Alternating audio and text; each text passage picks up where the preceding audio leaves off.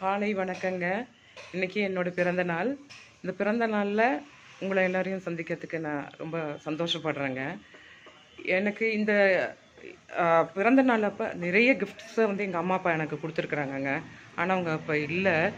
அவங்களோட ஆசீர்வாதம் ஆனால் எனக்கு எப்பயுமே இருக்குன்னு நான் நம்புகிறேங்க. அடுத்தது வந்து என்னுடைய குழந்தைகள் வந்து பார்த்திங்கன்னா சஸ்பென்ஸாக நிறைய கிஃப்ட்ஸ் எனக்கு வாங்கி அனுப்பியிருக்கிறாங்கங்க. என் கணவரும் வாங்கி கொடுத்துருக்குறாங்க. நான் எதுவும் அவ்வளோவா வாங்கிக்க மாட்டேங்க.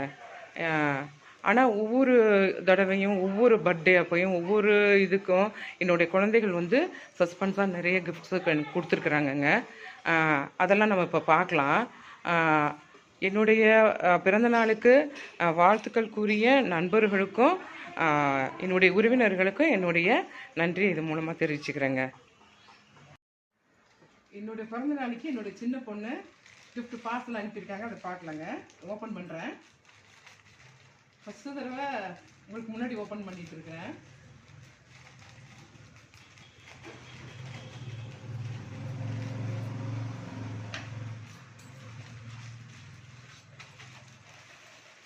வாவ், சூப்பருங்க. ரெட் கலரில் செல்ஃப் பார்டரோட இருக்குது. ரொம்ப பியூட்டிஃபுல்லான சாரி. இது வந்து என்னோட சின்ன பொண்ணு எனக்கு அனுப்பியிருக்கிறாங்கங்க.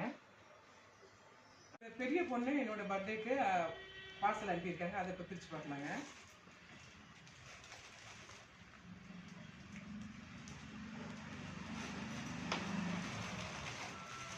வா, பியூட்டிஃபுல்லான சாரிங்க. பார்க்கலாம் என்ன கலர்னு பாருங்க. ஆரஞ்சு வந்து ப்ளூ கலருங்க. இதை இப்போ ஓப்பன் பண்ணி காமிக்கிறேன்.